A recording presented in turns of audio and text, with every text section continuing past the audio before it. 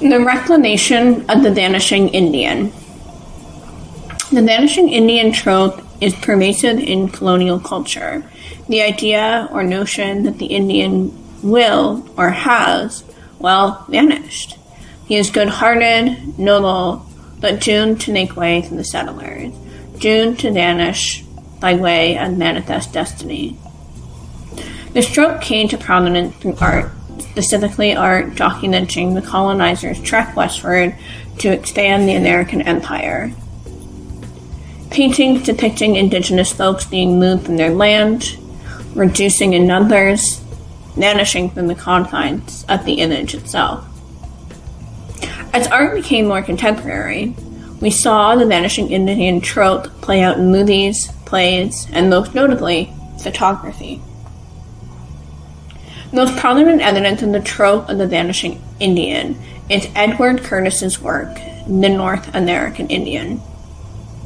In the early 1900s, Curtis aimed to document Native Americans in the West. Through this documentation, he enforced the pervasiveness of the vanishing Indian trope, believing he was documenting the prevailing Native Americans, the last of the Indians. Curtis documented indigenous communities in aggrandized aspects of their lives. These photos served as proof of the inevitable vanishment of the Indian, placing him firmly in history, not in the present, not in the future. Photography as an art form can place agency on subjects. As a society, we believe that if it is documented or photographed, it must be true. This so-called truth has been used to strengthen myth, and it can also be used to reclaim truth. Jeff Thomas is an indigenous artist and storyteller. He has used photography to disrupt the trope of the vanishing Indian throughout his work for over 20 years. He has spent the last 20 years of his career documenting Indians to be visible, firmly in the present, and determined to be in the future. For the vanishing Indian trope to be successful, it requires the Indian to be in process of vanishment. Thomas rejects the vanishing in exchange for thought-provoking, agency-affirming placement of the Indian. Placing the Indian where the audience may not expect him to be, where he has not yet been, and reclaiming where he has once been vanished from. If it is photographed, it must be true. Or is it? Thomas's most notable work is Indians on Tour. Inspired by the Champlain Monument in Ottawa, Thomas photographs Indian figurines in various environments. Unlike Curtis, his work did not require the removal of self for a political or cultural goal, but rather culturally understood iconography to make a political point. These figurines, read as native through their indigenous regalia, are placed in stark contrast with their surroundings. There is no vanishing. The Indian is here, visually, culturally, politically. By using photography, Thomas showcases indigenous folks both in the present and in the future.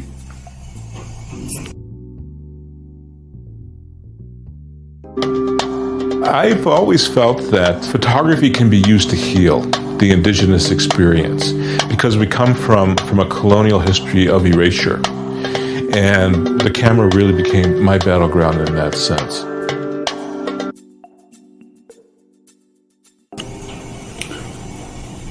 Thomas documents his Indians in spaces with cultural importance that they had been removed from. Serpent Mountain in Ohio, Nez National Park, Montana, Wanyuskewin Heritage Park in Saskatchewan. These photographs reinforce their claim to the land. He takes them places they had visited or been forced to visit. The Louvre in Paris, the National Archives in Ottawa, reclaiming the ideas of the indigenous man as a tokenized commodity. He takes them to places in stark contrast with the indigenous ways that built up cities: Chicago, Toronto. As a disabled artist, Thomas's work not only disrupts colonial tropes, it also rejects ableist tropes. It was an injury that prompted Thomas to take up the camera, as it was at first an accessible art form, but secondly, it was a way that his success could open the doors for other disabled Indigenous artists.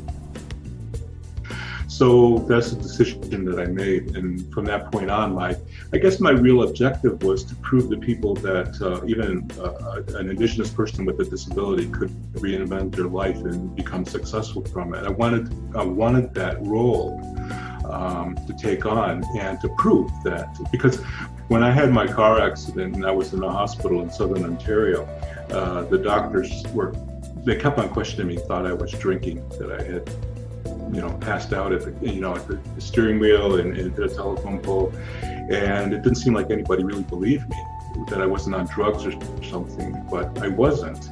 And it just set in my mind that I have to prove to all these people that they're all wrong, and that I couldn't really get a career started after what I had gone through. So that was the objective, and I just went ahead and just, I guess, started teaching myself all the things I needed to know, and pursued, developing a career. And to my surprise, it developed into a career, which I didn't expect. I hoped it would, but I really didn't expect it to. And I guess that my feeling was never to kind of dismiss my disability, but to be able to not let it hold me back, and to not kind of think of. But disability art and disability and Indigenous art is more than just disabled Indigenous folks picking up a camera or a paintbrush. It shifts and reclaims our ways of working.